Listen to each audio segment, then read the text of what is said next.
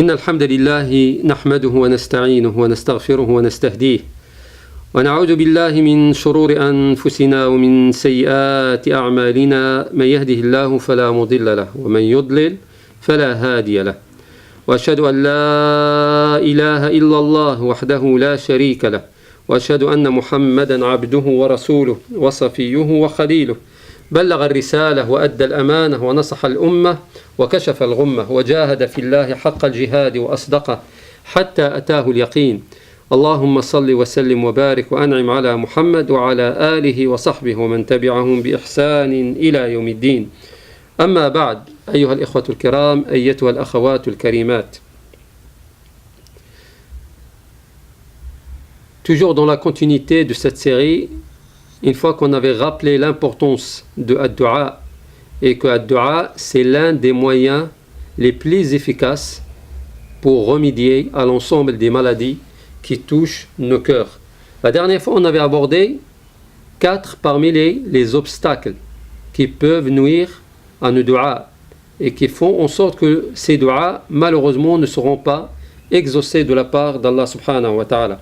J'avais rappelé que ad-du'a c'est l'une des méthodes les plus efficaces pour purifier nos âmes, pour purifier nos cœurs, pour les remettre sur le droit chemin, pour leur donner la possibilité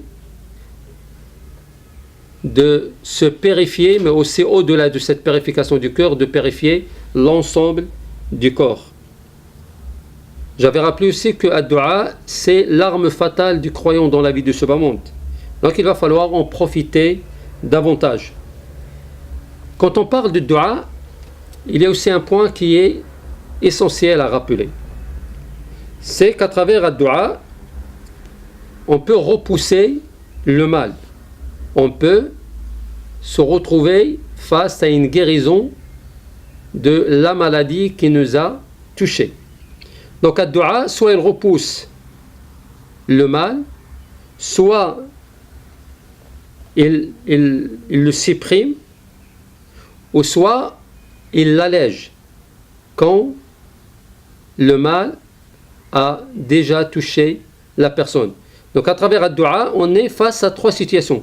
Soit ad-du'a, il repousse le mal, et de là on arrive à l'éviter, soit il l'enlève quand cela est déjà dans le corps, ou soit il va l'affaiblir. Donc on est face à 3 cas. Comment ad-du'a fonctionne pour soit repousser la maladie, soit pour l'éliminer, ou soit pour l'alléger? Il va falloir rappeler que ad-du'a, face au mal, il a plusieurs stations. La première des stations, c'est que ad-du'a, il est plus efficace ou il est plus fort que le mal lui-même. C'est-à-dire, quand j'invoque Allah subhanahu wa ta'ala, j'ai invoqué à travers les 4 conditions qu'on avait rappelées la dernière fois. Si c'est le cas, mon du'a sera efficace pour supprimer ou pour repousser le mal. La deuxième station, c'est que ad-du'a, il est moins efficace. Il est plus faible que le mal. Et dans ce cas de figure, c'est le mal qui va dominer ad-du'a. Et là, dans ce cas-là, le serviteur sera atteint de la maladie du cœur. Mais malgré donc cette domination, il va falloir rappeler que ad-du'a allège le mal. Plus on invoque, plus on implore Allah Azza wa Jal, notre du'a va alléger cette maladie qui nous touche. La troisième station, c'est qu'il y aura une égalité entre les deux. On est au même niveau entre ad-du'a et le mal. Et là, il y aura un combat entre les deux. Celui qui arrivera à supprimer l'autre ou celui qui arrivera à dominer l'autre. C'est la raison pour laquelle j'insiste une fois de plus que il y a 4 points qu'on avait soulevés, qu'on avait rappelés, qu'on avait abordés lors de l'ancien dars et qu'il va falloir prendre en considération. ces 4 points, s'ils sont respectés, bi'idhnillahi azza wa jal, le dua sera davantage plus efficace pour repousser le mal ou pour au moins l'affaiblir. Un point qui me semble aussi très important par rapport à dua, c'est al-ilhahu fi dua, l'insistance. Il va falloir persister dans le dua. Et combien de fois on entend des frères et des sœurs qui nous disent « J'ai invoqué tant de fois et mes duas ne sont pas exaucés. Combien de fois j'ai sollicité Allah Azza wa Jal. Combien de fois je me suis rapproché d'Allah Azza wa Jal à travers les duas. Et au final, je me vois que mes duas n'ont pas été agréés ou n'ont pas été acceptés. » On dit à nos frères et à nos sœurs « Barakallahu fikum » comme on l'avait rappelé dans le dars d'avant, c'est qu'il va falloir, quand vous invoquez Allah Azza wa Jal, il va falloir que vous soyez convaincus dans vos duas, qu'Allah Azza wa Jal répondra favorablement à votre demande. Mais on vous demande en parallèle d'insister et de persister dans vos duas et ne jamais se dire combien de fois j'ai invoqué ou j'ai imploré Allah Azza wa Jal et comment ça se fait que mes invocations ne sont toujours pas exaucées. On vous dit, mes chers frères et mes chères sœurs, soyez attentifs, soyez dans vos duas convaincus, insistez dans vos demandes, dans vos implorations, dans vos duas, et bi'idhnillahi azza wa jal, vous allez voir que vos duas soient exaucés par Allah subhanahu wa ta'ala. Dans tous les cas, il va falloir que vous soyez dans vos duas insistants. Et Allah azza wa jal aime le abd al-milhah.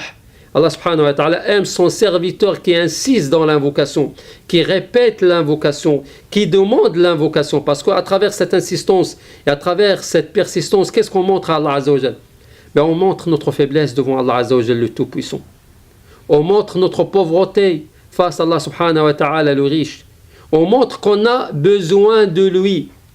Et subhanallah, quand vous dites La ilaha illallah et quand vous dites Muhammadur Rasulullah, à travers cette belle parole, une fois de plus, vous vous rappelez que vous êtes les plus faibles et vous avez besoin de lui subhanahu wa ta'ala. Vous êtes les pauvres et vous avez besoin de lui subhanahu wa ta'ala. Vous êtes les impuissants et vous avez besoin de lui subhanahu wa ta'ala. D'où l'intérêt, barakallahu fikum, à comprendre, à saisir qu'il va falloir que nous soyons dans nos duas insistants et ne jamais douter. Le doute n'existe pas dans le vocabulaire du musulman. Le doute n'existe jamais dans le vocabulaire. Innahu la ya'asu min rawhillahi illa al-qawmul kafirun. Donc il ne désespère de la miséricorde et de la clémence d'Allah subhanahu wa ta'ala que les mécréants. Le croyant, il est censé avoir toujours espoir en Allah azza wa jal.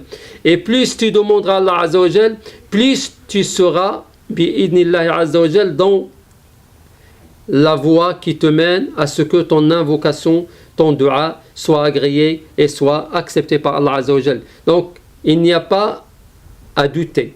Il va falloir être convaincu. Il va falloir persister dans le dua. Et plus on persistera dans le dua, plus bi'idhnillahi azza wa jal, de la part d'Allah subhanahu wa ta'ala, je dirais que la facilité arrivera et que la clairvoyance de sa part subhanahu wa ta'ala nous touchera et on saura bi'idhnillahi azza wa jal où Allah subhanahu wa ta'ala répondra favorablement à notre dua. أسأل الله العلي القدير لي ولكم التوفيق وأن يجعلني وإياكم من الذين يستمعون القول فيتبعون أحسنه.